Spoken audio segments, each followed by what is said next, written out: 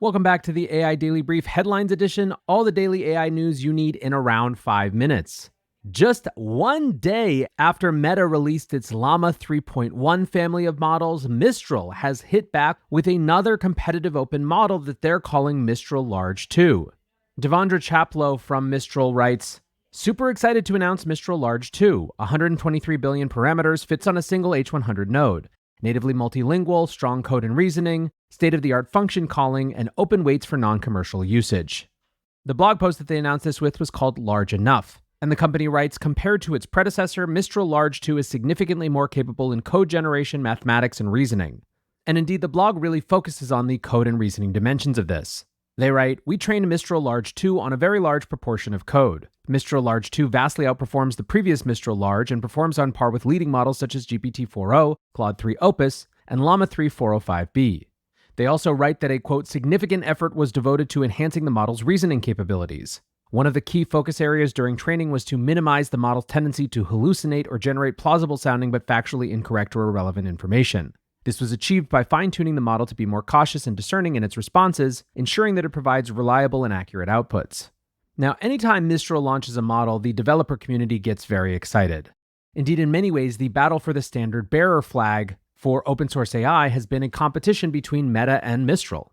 Alex Banks tweets, "The pace of AI innovation is relentless. Just 24 hours after Llama 3.1 405B, Mistral announced their latest model. This is a much smaller model, one-third the parameters of Llama 3.1 405B, yet Large 2 performs equal or even superior to both Llama 3.1 and GPT-4o across leading benchmarks."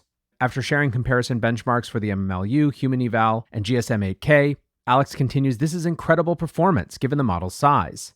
Foundation model competition has never been higher. If this isn't the catalyst for Sam Altman and OpenAI to release GPT-5, I don't know what is." In other parts of the open source community, people are still wrapping their heads around the new offerings from Llama. Bindu Reddy of Abacus writes, "Mistral Large 2 is good, but Llama 3.170B is insane." Bindu continues, "We've updated LiveBench AI to include Llama 370B and Mistral 2. Interestingly, Llama 3.170B is the best model given its size. It's even better than Mistral 2. Another small update, we fixed a couple of bugs, and now Llama 405B beats GPT-4o, making it the second best model in the world. A fantastic week for open source AI." If you've been following along, you'll know that the early leaked benchmark suggested that Llama 405B was right up there in that GPT-4o Claude 3.5 Sonnet class, and maybe even exceeding them, and that seems to be being confirmed by these independent tests. However, the Mistral announcement wasn't without its detractors entirely. Artificial Guy writes, "This isn't a fight, this isn't shade, but honestly, Mistral Large doesn't make much sense right now. It's a model that most people can't run locally, non-commercial, only at Mistral API, and with a price of $9 per 1 million token output, it doesn't make sense compared to Llama 405B at $3 for 1 million token output." And the non-commercial license was a really big sticking point for many people. Andrei Burkhoff writes, "On July 23rd, Meta released a 405 billion parameter 128K token context multilingual model for commercial use. On July 24th, Mistral released a 123 billion parameter model restricted to research use only. I'm not sure what the goal of this release was. I will not even link the model because it's pointless. Has Mistral lost the way?" Jeff Flaherty ironically points out that most of the people who have those H100s that are required for running Mistral Large 2 aren't necessarily non-commercial. He writes, "Mistral responds to Meta's Llama 3.1 with a much smaller model that claims to perform slightly better. The license, however, doesn't allow commercial usage. Wonder what kind of research this will enable for all those non-commercial researchers with all those H100s." For those looking for signs, though, that this is all forcing the space to move towards the open, some have pointed out to OpenAI announcing that they were offering free fine-tuning for GPT-4o Mini for the next 2 months. Many people took this as a signal of the pressure coming from these open source models. Overall, there are definitely some interesting vibes. Leaker extraordinaire Jimmy Apples writes, "There's something in the air, a schizo vibe of hope. Let's get mathy." Andrew Curran points out that we're due for a big announcement from Google, and that there had recently been reports that Google's DeepMind had made a big leap in math reasoning. All in all, a good week for model competition and a portent of exciting things to come.